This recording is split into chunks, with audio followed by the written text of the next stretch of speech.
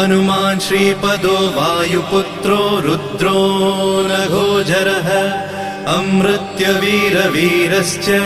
ग्रामवासो जनाश्रयः धनदो निर्गुणः शूरो वीरो निधिपतिर्मुनिः पिङ्गाक्षो वरदो वाग्मी सीताशोकविनाशकः शिवः शर्वपरो व्यक्तो व्यक्ताव्यक्तो धराधरः पिङ्गकेशः पिङ्गरोमा श्रुतिगम्यः सनातनः